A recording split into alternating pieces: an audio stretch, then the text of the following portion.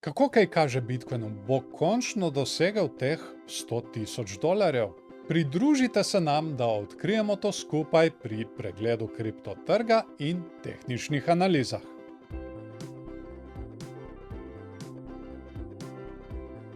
Lep pozdrav v drugem delu Kriptopulza, kjer si bomo malček podrobneje pogledali gibanja cen na kriptotrgu.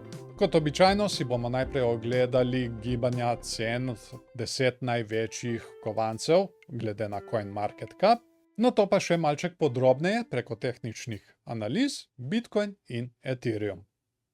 In smo na CoinMarketCap spletni strani, kjer si bomo ogledali razliko stanja s prejšnjim tednom.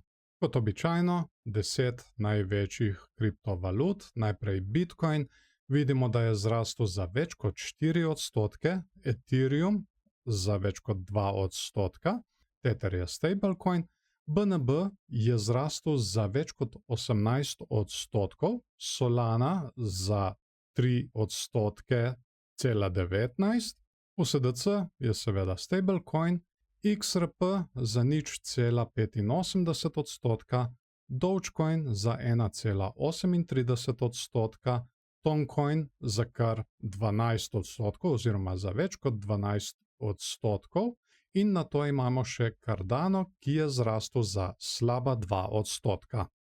Pa si oglejmo zdaj še Bitcoin dnevni graf, pred sabo imamo Bitcoin napram ameriškemu dolarju. Če povzamem malček prejšnje videe, tukaj smo izrisali tole bikovsko zastavo in takrat smo tudi rekli, če bo ta bikovska zastava predrta, potem je tudi velika možnost, da Bitcoin potegne vse do 100,000. No, mi smo ta preboj dobili. In potem smo šli nazaj testirati tole zgornjo mejo tega padajočega kanala naše bikovske zastave. Kar precej časa smo se zadrževali tukaj in zdaj smo končno dobili nek odboj. Kaj je zdaj treba paziti? Tukaj je tale meja, ki sega tam nekje od 73 pa do 71,000 dolarjev. To mejo morajo zdaj biki prebiti, če želijo videti nadaljevanje rasti. Morda se nam pa kaže tukaj en problem, sicer se še ni pokazal, ampak to bomo morali spremljati. Tukaj lahko zdaj dobimo možnost medvedje divergence.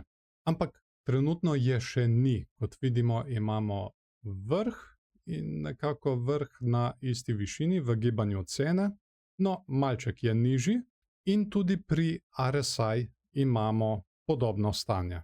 Tako da zaenkrat medvedje divergence ni in tudi ob nadaljevanju rasti želimo videti ta vrh pri RSI višji od tega vrha tukaj. Pa si poglejmo še Ethereum, tukaj smo tudi na dnevnem grafu in imamo Ethereum napram ameriškemu dolarju. Če tudi tukaj povzamem prejšnje videe, tudi tukaj smo imeli namreč bikovski vzorec, to je tale padajoči klin, iz katerega smo že dobili preboj. Zdaj, trenutno po tem preboju delamo tukaj kot neke vrste konsolidacijo.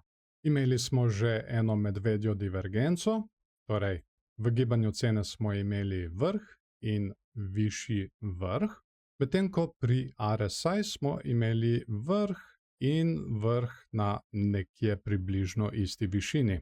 Zdaj, ta medvedja divergenca se je nekako že izpeljala. Tukaj smo dobili en manjši padec in kaj se je zdaj zgodilo? Zdaj imamo skrito bikovsko divergenco.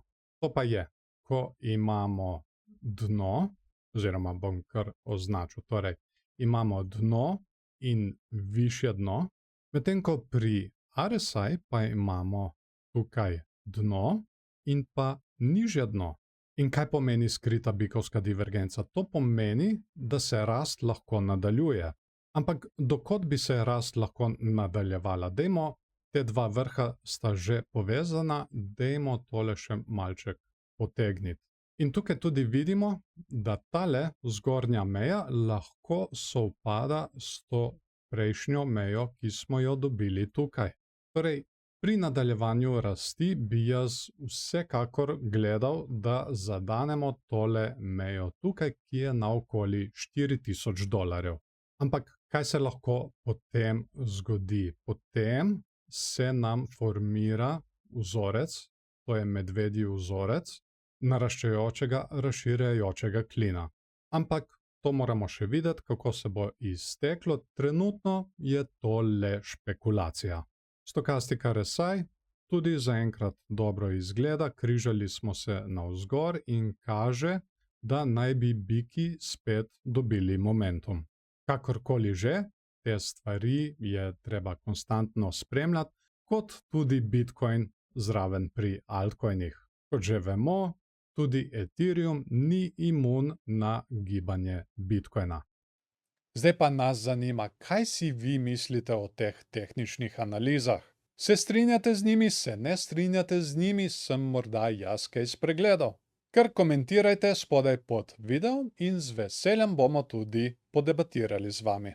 Hvala vam tudi, da ste si video ogledali do konca, dajte mu všeček, če vam je bil všeč, ali pa ne všeček, če vam ni bil.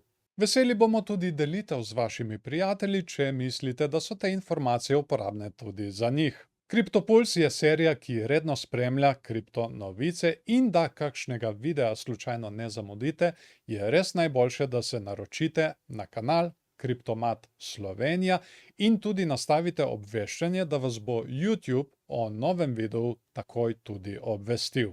Zdaj pa vas še lepo pozdravljam, imejte se fajn in se vidimo v naslednjem videu.